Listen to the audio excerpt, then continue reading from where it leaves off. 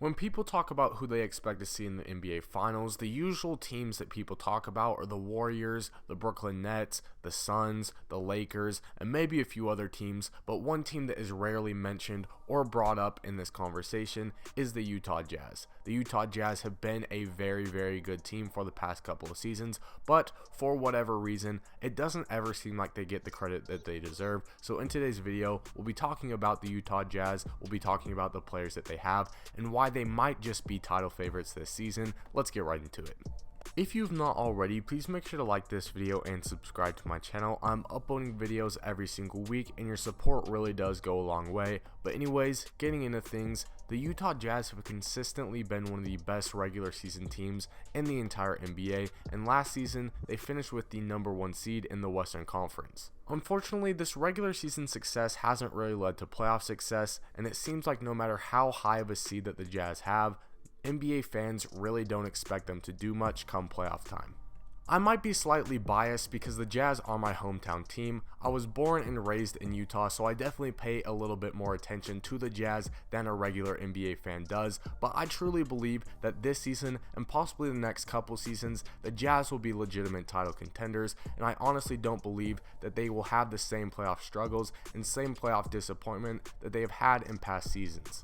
We all know about Utah's two main stars, Donovan Mitchell and Rudy Gobert. Donovan Mitchell is one of the most dynamic and exciting players to watch in the NBA. He does so many different things on the court. He can score in so many different ways, and he's also improved his playmaking a ton. Rudy Gobert, one of the best defenders in the entire NBA, the best rim protector in my eyes. Nobody in the NBA has a player like Rudy Gobert. At 7'1" with a 7'9" wingspan and his defensive instincts, he makes it an absolute nightmare for opposing teams to try to score inside the paint. Like I said, no other team has a guy like Rudy Gobert. Obviously, these two guys get a lot of the credit, and deservedly so, but the Jazz would be nowhere near as good as they are without their supporting cast, which I think is the best in the NBA. Mike Conley has been widely considered one of the most underrated point guards in the league for pretty much his entire career. Bojan Bogdanovic is a role player who is capable of dropping 50 on any night. That is how dynamic of a scorer and knockdown of a shooter he is.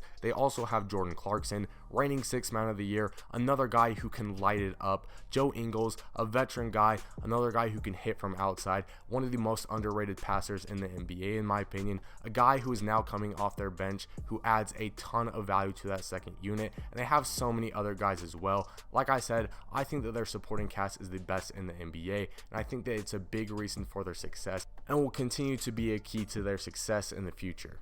Now, all of these guys that I just talked about are guys who have been on their team for a few seasons now, so you might say, well, they've had those guys and they haven't had playoff success, but one thing that I think that many NBA fans have overlooked, or maybe just flat out ignored, is the excellent offseason that they had when you look at the players that they picked up in free agency and from the NBA draft. Rudy Gay is one of those guys that they signed this offseason. He's a veteran guy who can score in a variety of different ways. Coming off the bench, he's going to be huge for them, and I think it's going to be interesting to see how they use him as the season goes on. They also signed Hassan Whiteside, a guy who does a little bit of the things that Rudy Gobert does. Obviously, not at the level that Rudy Gobert does, but for a backup center, Hassan Whiteside is about as good as it gets. They also signed Pascal, a guy who was killing it for the Warriors while they had all their stars injured, and a guy who, like Rudy Gay, can play multiple positions and run a small ball lineup, which is something that they have not been able to do in the past. And their only player from this year's draft, Butler, is a guy who I think could be huge for them in the future, whether it's coming off the bench or replacing Mike Conley as a starting point guard in a few seasons. He might not have a huge role this year, but I think that that was a steal of a pick. He's not the flashiest guy, he isn't the most athletic, but we all saw what he could do in Baylor's national championship season. And like I said, I just think he's a guy that as time goes on is going to be a very good player for the Jazz. With all their core players returning and the new additions from this offseason, Utah is going to be a very tough team to deal with, and the numbers would definitely back that up. When it comes to team offense and team defense, the Jazz rank top 5 in both. They've had one of the best defenses in the league for the past several years. They were number 1 last season. They've been top 10 for the past 5 seasons in a row.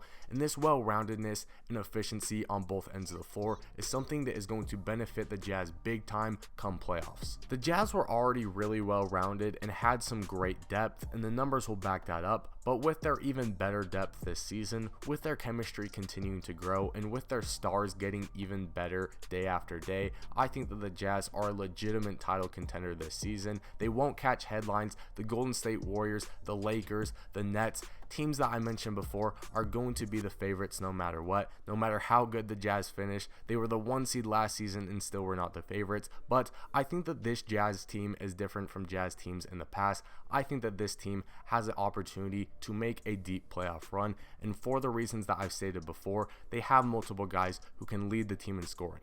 Donovan Mitchell, Bojan Bogdanovic, Jordan Clarkson, Mike Conley, all of these guys are dynamic scorers. They have elite defense with Rudy Gobert leading the way. I think that they have the personnel to compete with anybody in the league. I would not be surprised at all if the Jazz find themselves in the NBA Finals within the next few years. Let me know what you guys think. Are the Jazz true title contenders? Can they compete with the NBA's top teams? Are their stars good enough to get them to the finals? Let me know what you guys think. Remember to like and subscribe if you enjoyed, and I will see you in the next one.